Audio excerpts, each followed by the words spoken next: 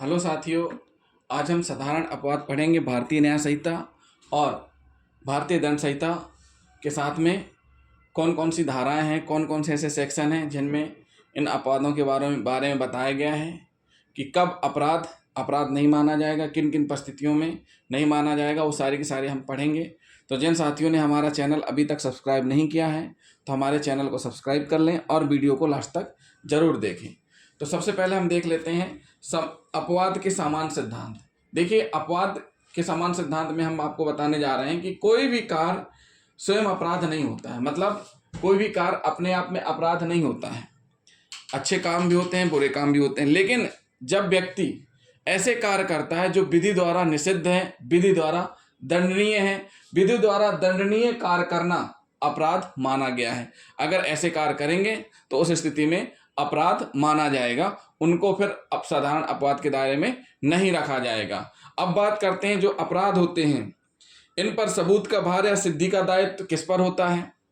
तो इसमें हम देखते हैं किस पर होता है। क्या होता है साथियों कि प्रत्येक व्यक्ति विधि की नज़र में निर्दोष है जब तक कि उसके विरुद्ध कोई अपराध कार्य साबित ना कर दिया जाए। कोई भी व्यक्ति है, उसको कहा गया है कि जब तक उसके खिलाफ कोई सबूत साबित ना हो जाए, जब तक उसकी दोष सिद्धि ना हो जाए, जब तक वह अपराधी नहीं है। यानी प्रत्येक व्यक्ति विधि की नज़र में निर्दोष है जब तक कि उसके विरुद्ध कोई अपराध कार्य साबित ना कर दिया जाए। अपराध के सभी तथ्यों को साबित करना आवश्यक है और इसका भार किस पर रहता है? अभियोजन पर रहता है। इसका भार किस पर रहता है? अभियोजन पर रहता है। जैसा कि इंग्लैंड में है, इंग्लैंड में भी नियम है और वैसा भारत में है कि अभियोजन को अभियुक्त की दोषिता साबित करना अर्थात अपराध के सभी तथ्यों को साबित करना आवश्यक है। और इस प्रकार साधारणतः साक्ष्य का भार अभियोजन पर रहता है कि वह संदेह से परे अभियुक्त का अपराध साबित करे। समान नियम है कि अभियुक्त का दोष साबित करना अभियोजन का दायित्व है और यदि संपूर्ण केस की समाप्ति पर अभियोजन या बचाव पक्ष द्वारा दिए गए साक्ष्य द्वारा युक्तियुक्त संदेह उत्पन्न हो जाए तो अभियुक्त को संदेह का लाभ मिल जाता है और वह दोष मुक्त होने का हकदार हो जाता है। यानी कि सारी की सारी चीज़ें अपराध साबित करने का दायित्व किस पर रहता है? अभियोजन पर रहता है। अभियोजन पर रहता है यानी कि जो उस सरकार की तरफ से पक्ष रखते हैं उनकी तरफ से रहता है कि वो उस चीज़ को साबित करें। अगर किसी प्रकार की संदेह की स्थिति उत्पन्न होती है तो वहाँ लाभ किसको मिलता है? अभियुक्त को मिलता है। अपवाद साबित करने का भार भी किस पर होता है? अभियुक्त पर होता है। अब देखो, अभी हमने बताया कि अपराध साबित करने का भार किस पर रहता है? अभियोजन पर रहता है। लेकिन अपवाद मतलब आप कह रहे हो कि यह कार्य हमने सावधानी पूर्वक संपूर्ण सतर्कता से किया है, इसे अपराध न माना जाए। तो कब? जैसे डॉक्टर के द्वारा ऑपरेशन किया जा रहा है और ऑपरेशन करने में संपूर्ण सावधानी बरती गई, इस बीच अगर किसी की डेथ हो जाती है तो उस स्थिति में अपवाद माना गया है कि उसको 302 का अपराधी नहीं माना जाएगा, उसके खिलाफ 302 का अपराध पंजीबद्ध नहीं किया जाएगा। तो अपवाद साबित करने का भार किस पर रहता है? अभियुक्त पर रहता है। अब देखिए, एक जुआ का फड़ लगा हुआ है, जुआरी खेल रहे हैं, कुछ लोग देख रहे हैं, कुछ लोग वहां से निकल रहे हैं। अब पुलिस ने पकड़ लिया जो खेल नहीं रहे हैं, तो उस स्थिति में उनको साबित करना है कि वो खेल नहीं रहे हैं, यानी कि अपवाद साबित करने का भार अभियुक्त पर होता है। अब ये क्या कहलाता है, इसमें हम पढ़ लेंगे। इसमें दो स्थितियां होती हैं, क्षम्य या माफी योग्य कृत्य, वे कृत्य जिनमें दुराशय या आपराधिक मनस्थिति का अभाव है, जो कि अपराध का एक आवश्यक तथ्य है। मतलब जो अपवाद बताए गए हैं, अपवाद में सबसे पहला तत्व ये है कि कोई भी व्यक्ति जिसके द्वारा कोई ऐसा अपराध कर दिया गया है जो कि क्षम्य या माफी योग्य कृत्य तब है जब उसको करने वाले के मन में ना तो कोई दुराशय था, ना ही आपराधिक मेंसरियत था। मतलब ना तो उसने कोई प्री प्लान बनाई, ना तो कोई योजना बनाई, ना ही उस योजना के संसाधन जुटाए, ना ही प्रयत्न किया। मतलब ये एक को इंसिडेंट बस हो गया, एक मतलब परिस्थितियां उत्पन्न हुई और ऐसा अपराध हो गया। तो ये क्या है, क्या माना जाएगा? ये भी अपवाद की स्थिति में आ जाएगा, अपवाद की श्रेणी में आ जाएगा। मतलब क्षम्य या माफी योग्य कृत्य वे हैं जिनमें दुराशय आपराधिक मनस्थिति का अभाव है, जो कि एक अपराध के आवश्यक तथ्य है। अपराध के लिए क्या जरूरी है कि उसका आशय बुरा हो, और वो आपराधिक मनस्थिति हो उसकी अपराध करने की, तो वो क्या क्या माना गया, अपराध का आवश्यक तत्व। लेकिन अगर ये सारी चीजें नहीं है तो अपराध की श्रेणी में नहीं होंगी। फिर दूसरा पॉइंट क्या है, न्यायोचित कृत्य। देखिए, ऐसे कृत्य क्षम्य नहीं है, परंतु जो न्यायोचित कृत्य हैं वे क्षम्य नहीं है, परंतु वे किसी ऐसी विशिष्ट परिस्थिति में कारित हुए हैं जो परिस्थिति को ध्यान में रखते हुए न्यायोचित माने गए हैं। मतलब ऐसे कार्य किए गए हैं जो कि न्याय परिस्थिति को ध्यान में रख करके, तो उस स्थिति में न्यायोचित किए गए कार्य को अपराध नहीं माना जाएगा। तो साथियों, ये तो हो गए समान सिद्धांत। अब हम पढ़ेंगे अब इसमें कि अपराधों का जो वर्गीकरण है समान अपवाद में, वो किस प्रकार से किया गया है। तो सबसे पहले तथ्य की भूल, न्यायिक कृत्य, दुर्घटना, आपराधिक आशय का अभाव, बालक द्वारा किया गया कार्य, विकृत चित्त व्यक्ति का कार्य, मत्तता के अंतर्गत किया गया कार्य, सम्मति द्वारा किए गए कार्य, सद्भावना पूर्वक किया गया कार्य, धमकी के अंतर्गत व्यवस्था के अधीन किए गए कार्य, तुच्छ हानि कारित करने वाले कृत्य, प्राइवेट प्रतिरक्षा के अधिकार। उसके बाद हम पढ़ेंगे वास्तव में उपरोक्त अपवाद निम्नलिखित 7 और श्रेणियों में हैं: न्यायिक कार्य, तथ्य की भूल, दुर्घटना, आपराधिक आशय का अभाव, सम्मति, तुच्छ हानि, प्राइवेट प्रतिरक्षा। अब एक चीज और बता दें हम आपको साथियों कि ये सारे के सारे समान अपराध हैं। मतलब इन स्थिति में अगर अपराध होता है तो अपराध नहीं माना जाएगा। तो सबसे पहले हम भारतीय न्याय संहिता की धारा 14 पढ़ लेते हैं, जो कि आईपीसी में 76 में है। तो इसमें क्या बताया गया है, विधि द्वारा आबाद या तथ्य की भूल के कारण अपने आप को विधि द्वारा आबद्ध होने का विश्वास करने वाले व्यक्ति द्वारा किया गया कार्य, मतलब एक ऐसे व्यक्ति द्वारा कार्य किया गया जो विधि द्वारा आबद्ध है और तथ्य की भूल के कारण हो जाता है, तो उसको अपराध नहीं माना गया। लेकिन विधि की भूल के अनुसार जो भी कार्य किया जाता है उसको अपराध माना गया है। क्यों? क्योंकि तथ्य की भूल क्षम्य है, विधि की भूल को क्षम्य नहीं माना गया है। तो साथियों, होता क्या है, सबसे पहले हम पढ़ लेते हैं तथ्य की भूल क्या है और विधि की भूल क्या है। तो तथ्य की भूल केवल विस्मृति नहीं है, यह दुर्भाग्य द्वारा हुई चूक है। क्या है? एक दुर्भाग्य द्वारा हुई चूक है। धारा बीएनएस भारतीय न्याय संहिता में 15, 16, 17, आईपीसी में 76 से 79 तक तथ्य की भूल के बारे में बताया गया है, वर्णन किया गया है। तथ्य की भूल एक ऐसी भूल है जो कि उचित सावधानी सतर्कता से कार्य किए जाने से होती है। मतलब सावधानी से सतर्कता से कार्य करते टाइम हो गई। अभियुक्त द्वारा निर्भर करती है ये भूल किस पर? अभियुक्त द्वारा किए गए कार्य की प्रकृति पर और अभियुक्त व्यक्ति की योग्यता और कार्यकुशलता पर। जैसे मान के चलिए कोई समझदार व्यक्ति है और सब तरीके से जानता है किस प्रकार से चलना है और गलती से उससे कुछ गलतियां हो जाती हैं, तो उनको हम अपराध की श्रेणी में नहीं गिनेंगे। तो ये क्या है? और साथ ही साथ जो उक्त भूल है इनमें किसी प्रकार का दुराशय और आपराधिक मनस्थिति नहीं होती है। इनमें क्या होता है? आपराधिक मनस्थिति नहीं होती है। न्यायालय का अधिकारी, देखिए साथियों उदाहरण समझा दें। न्यायालय का अधिकारी का एम को गिरफ्तार करने के लिए उस न्यायालय द्वारा आदिष्ट किए जाने पर जांच करने के पश्चात यह विश्वास करके कि यह या ही मां है या को गिरफ्तार कर लेता है, का ने कोई अपराध नहीं किया है। तो ये क्या हो गया? का ने कोई अपराध नहीं किया है। ये जो अपराध हैं, अगर सावधानी पूर्वक मतलब सद्भाव पूर्वक वह विश्वास करता है कि वह कार्य करने के लिए विधि द्वारा तथ्य की भूल के कारण करने की विधि की भूल के कारण करता है, मतलब वह सद्भाव पूर्वक विश्वास करता है कि वह कार्य करने के लिए विधि द्वारा आबद्ध है, मतलब विधि द्वारा आबद्ध है और तथ्य की भूल के कारण करने की विधि की भूल के कारण हो जाता है, तो ऐसी स्थिति में क्या बताया गया है? क्षम्य बताया गया है। तो साथियों, ये हो गई तथ्य की भूल। अब हम पढ़ेंगे विधि की भूल। विधि की भूल को क्षम्य नहीं माना गया है। क्या नहीं माना गया? विधि की भूल को क्षम्य नहीं माना गया है। तथ्य की भूल में थोड़ा और हम आपको समझा देते हैं। तथ्य की भूल क्षम्य है, विधि की भूल क्षम्य नहीं है। अर्थात कोई व्यक्ति यह कहकर अपने आपराधिक दायित्व से अपने आप को मुक्त नहीं कर सकता कि वह नहीं जानता था कि उसका कृत्य किसी विधि के अंतर्गत अपराध है।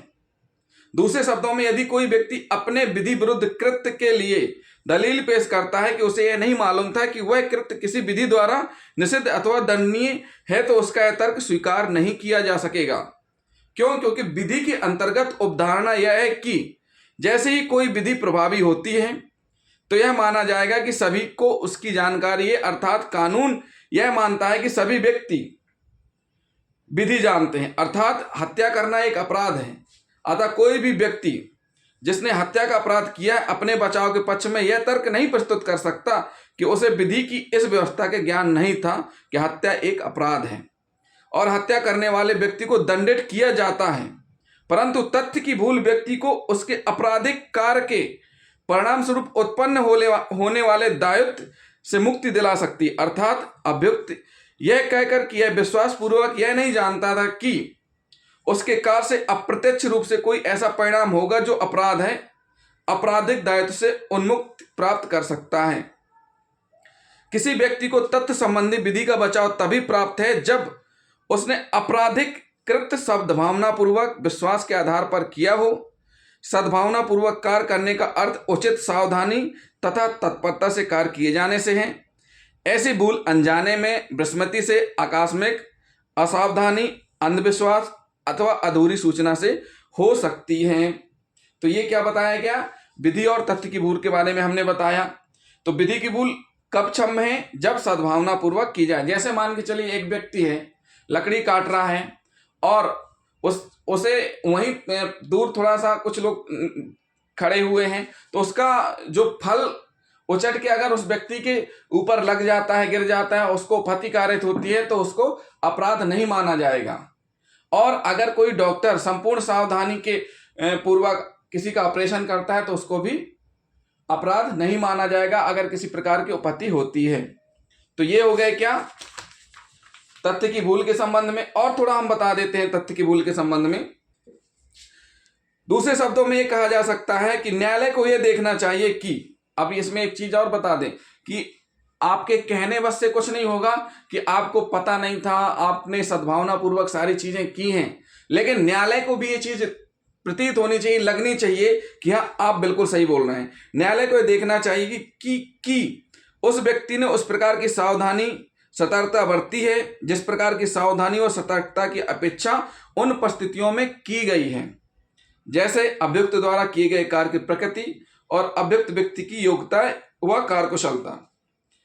साथियों, अपने वरिष्ठ अधिकारियों के आज्ञा का पालन करते हुए किए गए अपराध कार्यों के लिए बचाव इसी आधार पर स्वीकार किया जाता है, लेकिन आंख बंद करके वरिष्ठ अधिकारियों के गलत आदेश के पालन में किए गए कार्य के लिए यह धारा लागू नहीं की जा सकती है। जो तथ्य की भूल कहती है कि अगर वरिष्ठ अधिकारियों की आज्ञा पालन कर रहे हो लेकिन आंख बंद करके भी आपको उनके आदेश की पालना नहीं करनी है। विशेष परिस्थितियों में दंड प्रक्रिया संहिता 132 सैनिक को पूर्ण बचाव प्रदान करती है, परंतु यह तब जब उसने वह कार्य सद्भावना पूर्वक उस आज्ञा के पालन में किया हो जिसके पालन के लिए वह बाध्य था। साथ ही साथ एक बात और हम बता दें, किंतु प्रकट रूप से वरिष्ठ अधिकारी के अवैध आदेश के लिए, अर्थात एक आदेश जो देखते ही अवैध है, जैसे एक निर्दोष पास खड़े व्यक्ति को मार डालना या अभियुक्त को पुलिस अभिरक्षा में यातना देना, लोगों के समूह पर गोली चलाना, जो विधि पूर्ण प्रयोजन के लिए एकत्र हुए हैं, तो वरिष्ठ अधिकारी का आदेश अधीनस्थ को संरक्षण प्रदान नहीं कर सकता है। ऐसी स्थिति में संरक्षण प्रदान नहीं किया जाएगा। तो ये और एक चीज और हम आपको बता दें, तथ्य की भूल का कहाँ होगा? जहां एक स्वामी अपने नौकर को सेंधमार समझकर उसकी हत्या कर देता है। क्यों? क्योंकि उसने अपने नौकर को स्वामी के कमरे में किसी काम से प्रवेश किया था। स्वामी को धारा 76 भारतीय न्याय संहिता 14 के अंतर्गत तथ्य संबंधी भूल का बचाव दिया जाना उचित माना गया है। दूसरे शब्दों में वह उसी स्थिति में था जहां तक मानव वध का संबंध, मानो उसने एक सेंधमार को मार डाला है, मतलब उसने उस स्थिति में था, उन परिस्थितियों में किया था कि जैसे उसने किसी सेंधमार को मार डाला हो। अब साथियों हम पढ़ लेते हैं विधि की भूल में। अभी हमने तथ्य की भूल के बारे में बताया कि तथ्य की भूल किन किन परिस्थितियों में क्षम्य है, किन किन परिस्थितियों में क्षम्य है। वरिष्ठ अधिकारियों का अवैध आदेश के पालन करने में भी नहीं है, और आंख बंद करके उनके आदेश का पालन करने में भी क्षम्य नहीं है।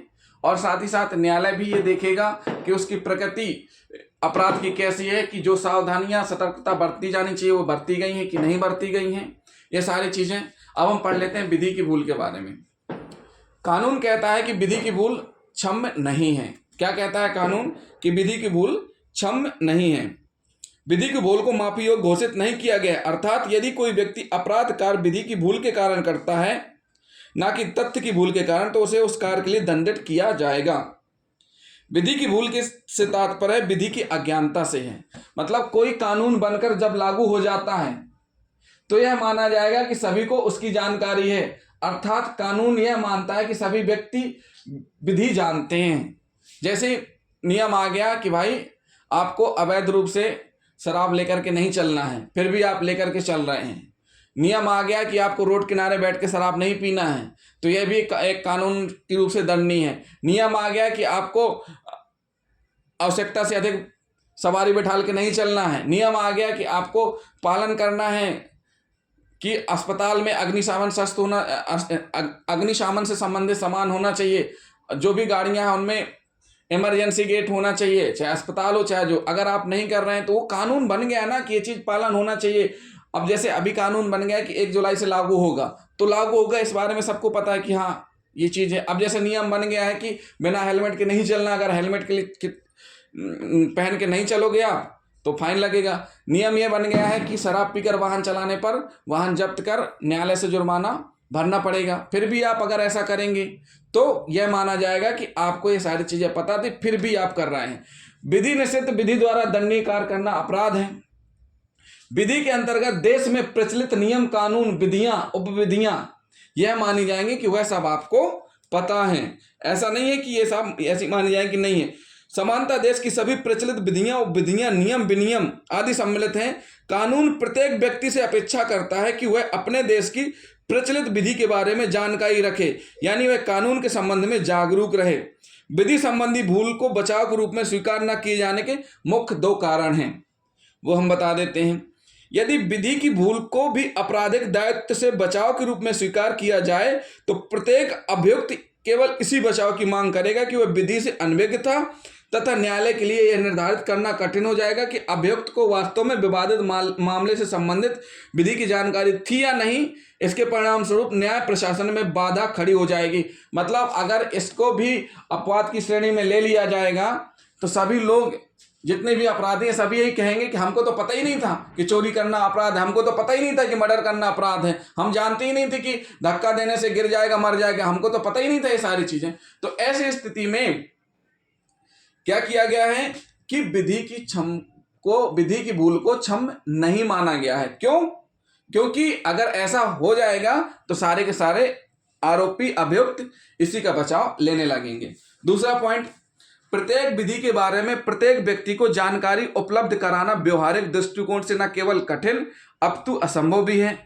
अतः न्यायिक धारणा यह है कि जैसे ही कोई विधि पारित होकर लागू की जाती है तो यह माना जाएगा कि प्रत्येक व्यक्ति को उसकी जानकारी है। मतलब जैसे कोई नियम बनता है तो यह माना जाएगा कि इस संबंध में सभी को जानकारी है। विधि की भूल क्षम्य नहीं है। दांडिक अपराधों में लागू होने पर इसका कोई अपवाद नहीं है। सीधी सी बात है। इसलिए विधि की भूल को क्षम्य नहीं माना गया है, ना ही विधि की भूल को किसी अपवाद के दायरे में रखा गया है। तो साथियों, ये हो गया तथ्य की भूल, विधि की भूल।